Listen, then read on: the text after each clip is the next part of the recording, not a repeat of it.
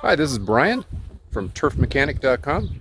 You're probably watching this video because you're thinking about starting some kale from seed indoors. Let me throw the splash screen up there and then we'll get started. Oh, I like my grass. My chickens aren't so bad either. Behind me you'll see my garden. Right now it is very early spring and this is a cold, high elevation climate.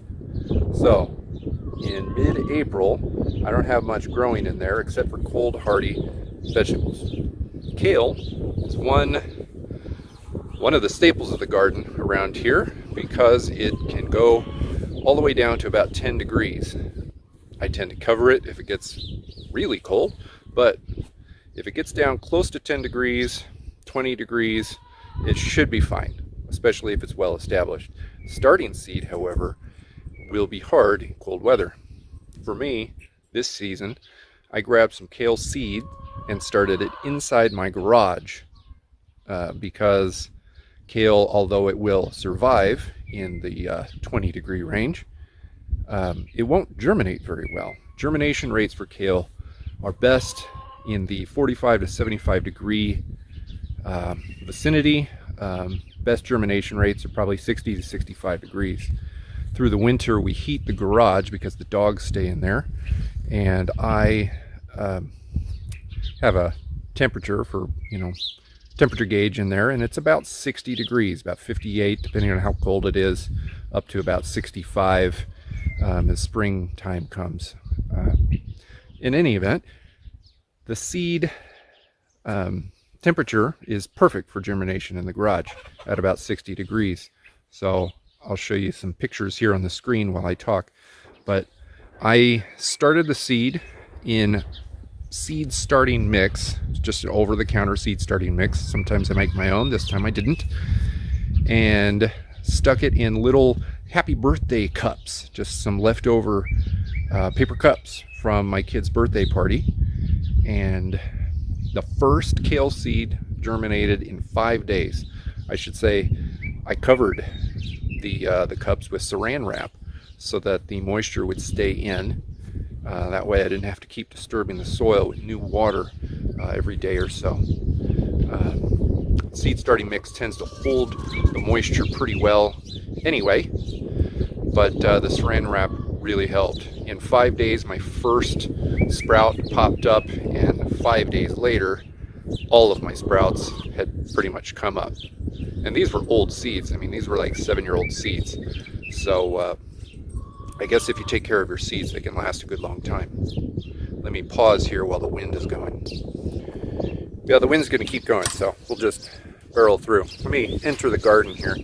After about 8 days after I sowed the seeds in the garage, most of the sprouts had come up. A couple others, stragglers, came up afterwards, but I started bringing them outside because, as I said before, kale will survive and thrive in cold weather.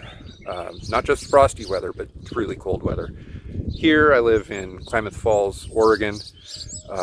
Elevation is a little over 4,000 feet. It gets cold at night for a long time into the spring. Right now we're in mid-April and it's still getting down into the low 30s overnight. But kale is really good all the way down to 10 degrees. So I would bring the kale sprouts out in the morning when it was cold so that they could get some sun. So the sprouts still need some sun once they come up. They can live in the garage for a while, but eventually they'll start suffering. Even if they've got nutrients in there, they just need sun. Plants need sun. So I'd bring them out and give them water. Of course, I removed the saran wrap and let them grow a little bit. They do grow slow, but, reliably fast enough. So I'll throw some other pictures on here with date stamps on how they're growing. Basically, I just continued giving them some water, kept them outside during the day, brought them back into the garage at night, certainly they would stay alive at night. I mean, I think over the past 4 weeks, the lowest temperature it got overnight was about 17 degrees. I just didn't want to chance it with a seedling. I don't want to stress it out. So the garage stayed at a nice, 60 degrees for the whole month. Over the past week, as I'm recording this, it was literally 28 days ago, 4 weeks exactly, when I sowed those seeds. And now I've got all of them out in the garden. Every single one of them I've transplanted over the past few days. A couple of the sprouts are like miniature size. Like, I think they were seeds that I put in the cups that I didn't even realize were there. They came up really, really a long time after I stopped attempting to germinate seed.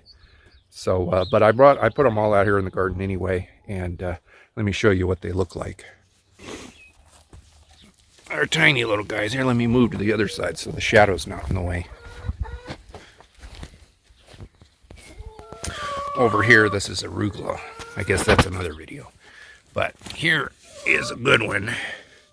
This is mulched with thatch from my lawn. Dead grass that I've pulled out of the lawn. You can see this is still, let's see, where's my video at? There we go. This leaf right here is still one of the first germination leaves to pop up, and then we've got the first main leaves. Those leaves started coming up some around early April, some around like the 3rd or 4th of April.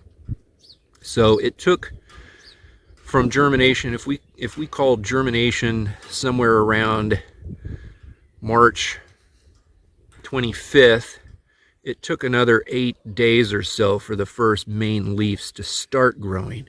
And right now the first main leaves are finally a little bit bigger than the baby leaves, the sprouts. So and then deep down inside there we've got the next set of true leaves coming up too. So this plant is obviously very, very small, and I could look at all of the others, they're all the same. But if you're growing from seed, this is a pretty good expectation to have. This is seed in soil 28 days ago, and after about 22 days in the garage, I finally moved it out to the garden and put it in the ground. Every single one of them has taken nicely. There's a miniature one right there.